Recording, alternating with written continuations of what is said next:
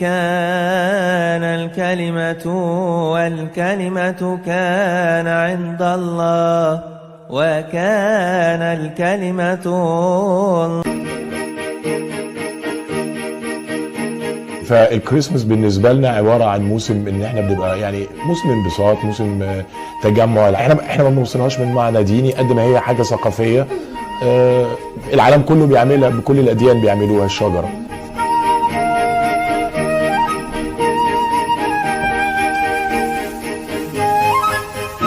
كريسماس بالنسبه لي يعني الاوكيجن، ناس كلها والشوارع وبره منوره والناس مبسوطه وكده، فملهاش دعوه بدين اكتر ما لها دعوه ان هي حاجه بتفرح الناس.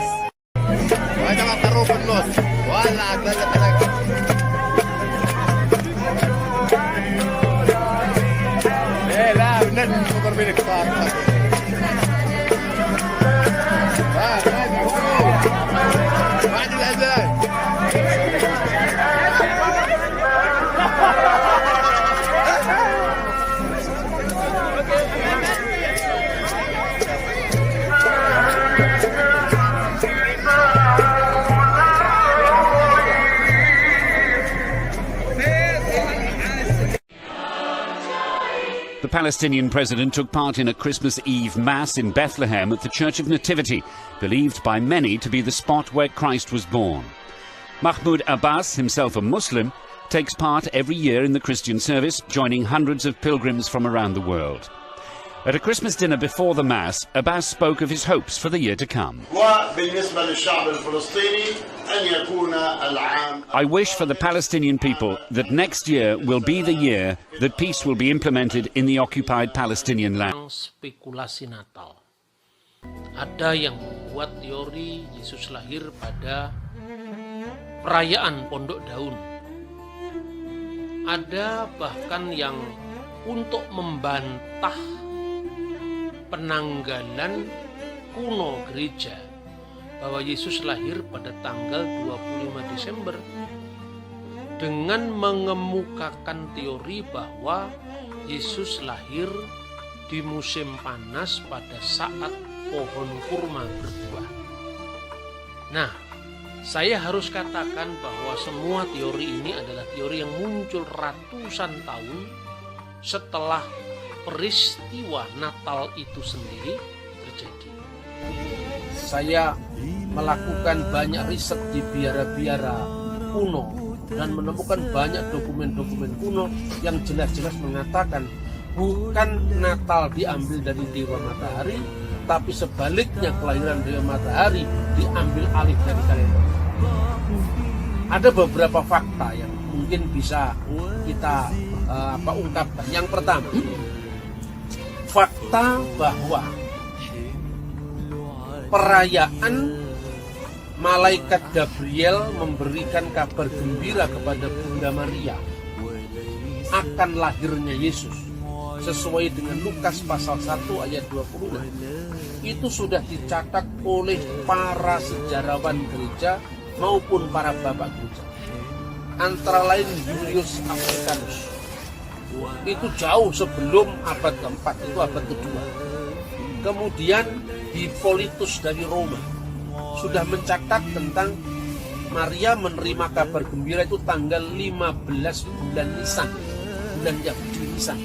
Itu kalau diparalelkan dengan tahun Gregorian sekarang 25 Maret.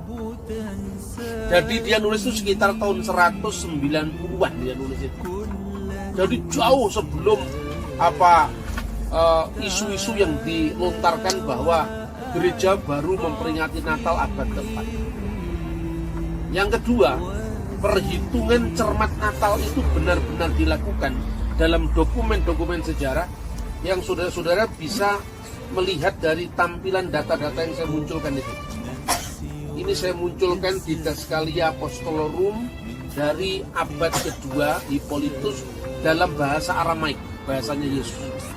Kemudian pada halaman yang lain saya munculkan itu adalah data-data tentang perayaan Natal yang sudah dirayakan di Roma tahun 126 Masehi. 126 Masehi. Itu zamannya Paus Delisporus merayakan misa malam Natal di Roma. Kedua, dirayakan di Israel, yaitu di Kaisarea, yang merayakan Uskup Theophilus tahun 170. Ketiga, penetapan kalender Natal itu tidak diawali dari Roma, tidak diawali dari Konstantinopel, tapi diawali dari Alexandria. Pada zamannya Pop Demetrius pertama. Tapi ini bukan popnya gereja Roma, bukan pausnya Roma, tapi pausnya Koptik.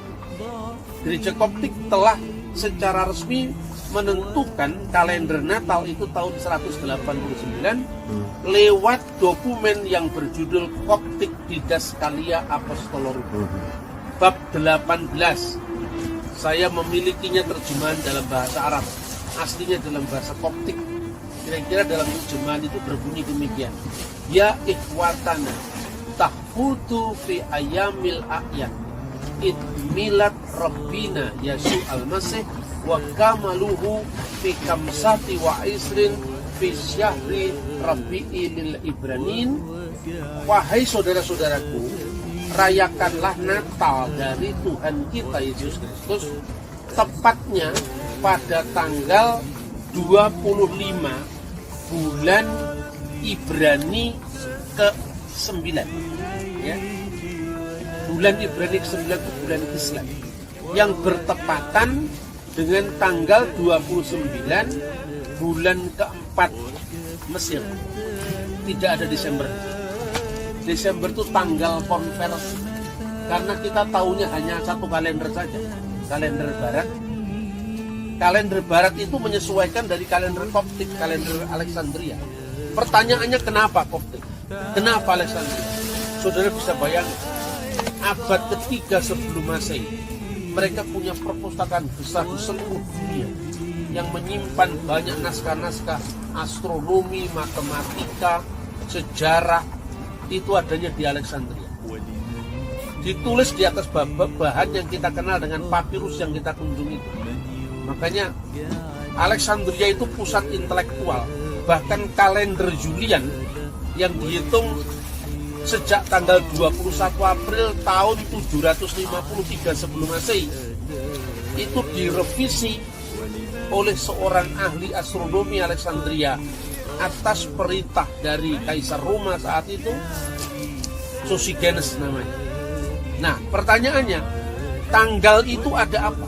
25 bulan Islam Ibrani itu adalah perayaan Hanukkah yang membuktikan kemanusiaan Yesus. Kemudian gereja menghitung lewat kalender. Nah, bagaimana cara menghitungnya? Yang pertama, selain catatan dari Hippolytus dari abad kedua awal tadi, ada dokumen Yahudi yang dikenal dengan Megillat Ta'anit. Sekarang ini ketidakjelasan orang Kristen tentang kalender Natal telah dimanfaatkan oleh unsur-unsur anti-Kristen untuk melecehkan iman Kristen. Lahirnya aja tidak jelas bagaimana isinya. Anda lihat itu tulisan-tulisan yang beredar di mana-mana. Anehnya kita enjoy aja, kita tidak pernah mengatakan bahwa itu penting. Nah, di dalam dokumen yang disebut Megillat Ta'anit itu dikatakan, Bait Allah dihancurkan tepat di tanggal 9 bulan Ab. 9 bulan Ab itu maka mereka puasa perkabungan yang dikenal dengan Tis'a B'Av. Puasa perkabungan. Sampai hari ini orang Yahudi punya peringatan itu. Lalu ada informasi tambahan. Pada waktu tanggal 9 bulan Ab itu bertepatan dengan 5 Agustus tahun 70 Masehi. Saat itu yang membakar ukupan, membakar dupa di Bait Allah itu rombongan Yoyarib. Nah, rombongan Yoyarib itu rombongan keberapa? Rombongan pertama. Kalau rombongan pertama berarti bisa dihitung mundur ke belakang. Bulan Agustus minggu pertama yang membakar ukupan dan membaca Mazmur di Bait Allah rombongan Yoyarib pertama. Berarti bulan Juli minggu keempat rombongan ke-24. Bulan Juli minggu ketiga rombongan 23.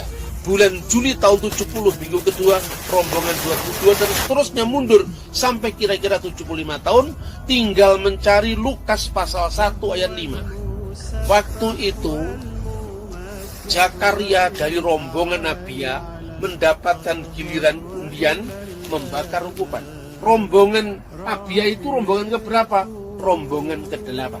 Tinggal mencari rombongan ke-8 sebelum kelahiran Yesus itu siapa yang mendapatkan giliran. Ternyata Zakaria membakar ukupan di bulan Tisri pada saat perayaan Yom Kippur, perayaan penebusan dosa. Karena Zakaria membakar ukupan pada bulan Tisri, yaitu peringatan Yom Kippur, itu jatuh di bulan September. Lukas pasal 1:26 mengatakan apa? Pada bulan ke-6 malaikat Gabriel pergi ke sebuah kota yang namanya Nazaret untuk menemui seorang perawan yang bernama Maria. Berarti apa? 6 bulan setelah Yom Kippur, 6 bulan setelah Tisri, itu jatuhnya di bulan Nisan, bulan Ibrani. Kalau di bulan Masehi bisa dihitung sendiri. September, Zakaria mendapat penampakan malaikat 6 bulan setelah September, Oktober, November, Desember, Januari, Februari, Maret. Itulah sebabnya sejak tahun 200-an gereja sudah mengenal kapan Bunda Maria mendapatkan kabar gembira dari malaikat sesuai dengan Lukas pasal 1 ayat 26. Berarti Yesus mulai dikandung tanggal 25 Maret atau tanggal 15 bulan Nisan, dihitung mundur ke belakang lagi karena usia kandungan 9 bulan, maka ketemulah tanggal 25 bulan Kislev yang dimasehikan 25 Desember, sesuai dengan Lukas pasal 1 ayat 26. Berarti Yesus mulai dikandung tanggal 25 Maret atau tanggal 15 bulan Nisan, dihitung mundur ke belakang lagi karena usia kandungan 9 bulan, maka ketemulah tanggal 25 bulan Kislev yang dimasehikan 25 Desember.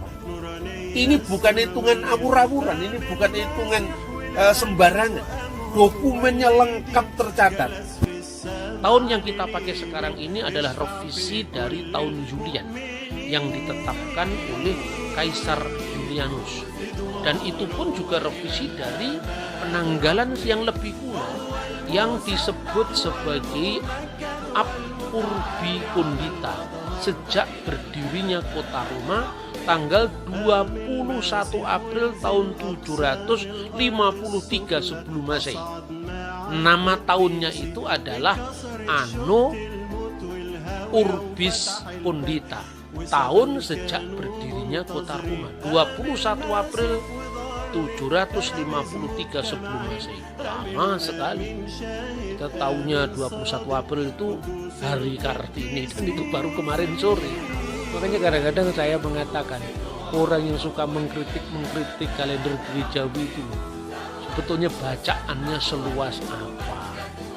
Jangan hanya membaca ensiklopedia Britannica dengan sok sekali mempersoalkan, skeptis sekali terhadap kalender-kalender gereja, yang sebaliknya justru itu kaya dengan dokumen-dokumen sejarah yang tidak pernah dia baca. Nah itu saudara-saudara, jadi ada terjadi perbedaan dalam menghitung tahun.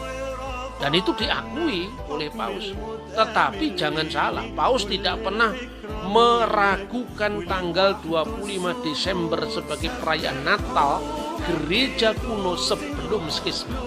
Jadi baik gereja Ortodok, gereja Katolik, itu semua mengakui 25 Desember sebagai hari kelahiran Yesus. Atau kalau menurut dokumen Koptik Didas Gallia Apostolorum, itu tanggal 25 bulan Kislev, perayaan Hanukkah Yahudi, atau bertepatan dengan tanggal 25 bulan Mesir keempat, yaitu bulan Kiyah. Keluarga kudus itu tiba di Mesir, khususnya kalau di dalam rute perjalanannya itu Kristus dan keluarga kudus itu berangkat dari Bethlehem menuju ke Gaza, dari Gaza nanti dia menuju ke tempat yang sekarang disebut Syekh Juwaik, kemudian dari Syekh Juwaik dia pergi ke El Aris, dari El Aris dia pergi ke Pelusium, kota kuno yang sekarang disebut Farama, dari Farama kemudian dia pergi ke tempat yang sangat terkenal di Mesir yang dikenal dengan Tel Busta, tempat orang-orang Mesir kuno menyembah berhala. Dan itu jelas-jelas disebutkan dalam peringatan tentang kunjungan keluarga keluarga kudus ke Mesir. Jadi masuknya keluarga kudus di tanah Mesir, dan itu diperingati setiap tanggal 24 bulan Basan atau bulan Pason yang bertepatan dengan 1 Juni tahun 5 sebelum Masehi. Jadi catat, berarti ketika malaikat memerintahkan Yusuf untuk pergi membawa Yesus dan Bunda Maria ke tanah Mesir, itu setelah bulan April tahun 5 sebelum Masehi. Dan tradisi Koptik ya, yang disebut sebagai taklid al-muqaddas atau tradisi suci, atau berita yang diterus sampaikan secara tanpa putus sampai pada gereja kita sekarang, itu adalah 1 Juni. Sudah mulai masuk musim panas. Nah, dalam perjalanan keluarga kudus itu, kira-kira mereka sesampai di dekat tempat yang sekarang dikenal dengan provinsi Ismailia. Di sanalah terjadi mujizat di mana Yesus dengan kuasa sabdanya, Yesus yang waktu itu tidak lagi bayi tapi kanak-kanak, itu mengeluarkan air dari padang gurun, dan terjadilah mujizat pohon kurma. Tapi ingat, itu tidak terjadi pada saat kelahirannya, tapi pada saat pengungsian ke Mesir. Nah, saudara-saudara, fakta ini yang mungkin ditafsirkan sebagai mujizat kelahiran Yesus di bawah pohon kurma, bukan. Itu adalah mujizat ketika pengungsian keluarga kudus di Mesir, dan itu tercatat jelas di buku Sinaksarion ini. Nah, Sinaksarion ini memang berdasarkan pada paradosis apostolik. Paradosis apostolik itu adalah suksesio apostolik yang diterus sampaikan dari zaman abad pertama melalui para rasul ke muridnya para rasul, ke murid-muridnya para rasul. Sekalipun yang namanya Sinaksarion itu singkat-singkat, tidak terlalu detail, tetapi terjadi fabrikasi pada abad-abad kemudian. Antara lain muncullah buku-buku apokrifa. Nah, dalam buku-buku apokrifa itu kadang-kadang memang diceritakan lebih panjang dan semi legendaris sebetulnya, atau ya dipanjang-panjangkan atau mungkin ditambah-tambah, itu kira-kira. Antara lain disebutkan dalam sebuah buku apokrif yang berjudul Injil Matta al-Manqul, yaitu Pseudo Gospel of Matthew. Secara khusus pasal 20 kira-kira dikatakan, maka kata bayi Yesus yang ada dalam pelukan ibunya perawan Maria, wajahnya tersenyum-senyum. Lalu dia berkata ketika mereka kehausan di padang gurun tadi, wahai pohon, rendahkanlah dahan-dahanmu untuk memberi makan kepada ibu dari buah-buah segarmu. Maka pohon itu mendengar dan menundukkan dirinya ke kaki Maria. Lalu mereka makan buah-buah yang segar itu. Setelah itu Yesus berkata lagi kepada pohon, angkatlah dirimu wahai pohon kurma, dan satukanlah dirimu dengan pohon-pohon Bapakku yang ada di surga.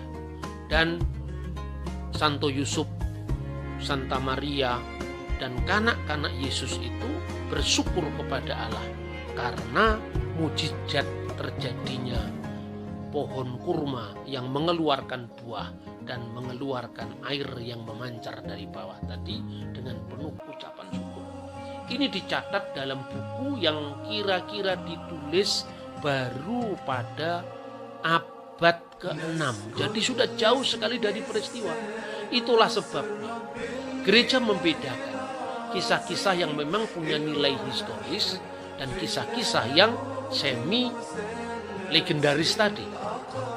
Padahal dalam konteks hitung-hitungan tahun tadi, mulai dari penampakan bintang nova sampai kemudian dia pergi ke Mesir dan tiba di sana mulai musim panas, yaitu tanggal 24 bulan Pason atau tanggal 1 Juni sehingga terjadi itu musim pohon kurma. Itu Yesus sudah berusia lebih dari 2 tahun. Dengan demikian, karena di dalam teks-teks apokrifa yang membanjir informasinya khususnya lewat tradisi lisan bahwa Yesus yang buat mujizat itu masih bayi, maka kemudian muncul kisah seolah-olah Yesus lahir di bawah pohon kurma. Nah, Injil Matius pasal 2 ayat 15 dan pasal 2 ayat 20, keluarga kudus itu diperintahkan untuk mengungsi ke Mesir sampai Herodes mati. Dan malaikat kembali menampakkan diri kepada Yusuf bahwa bawalah anak itu kembali ke tanah Israel karena raja yang hendak membunuh dia sekarang sudah mati. Dari mana kita tahu kematian Raja Herodes? Catatan sejarah yang sejaman. Salah satunya adalah karya dari Flavius Josephus. Dalam karya Josephus ini dengan jelas dikatakan bahwa Herodes Agung itu mati pada saat terjadinya gerhana bulan. Nah, sekarang para ahli sejarah kuno Israel itu mencatat matinya Herodes Agung. Ada yang mengatakan karena terjadinya gerhana bulan itu tahun 4 sebelum Masehi.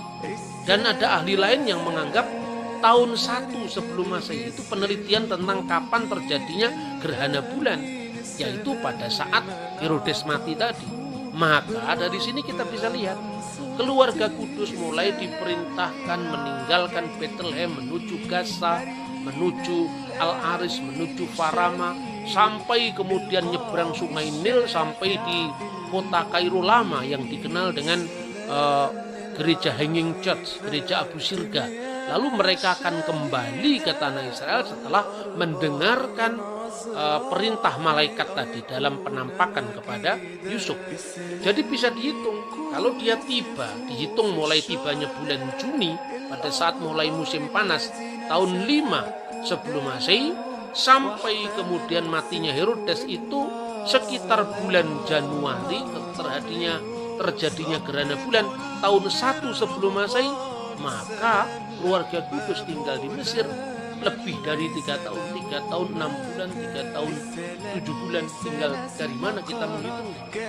Nah, itu bedanya bagaimana gereja kuno, ya, bapak-bapak gereja yang kemudian dilecehkan setelah munculnya teori spekulatif dewa matahari Sol Invictus tahun 743, zamannya Keraton Surakarta Adiningrat berdiri itu terlalu baru untuk kita bisa bandingkan dengan dokumen-dokumen.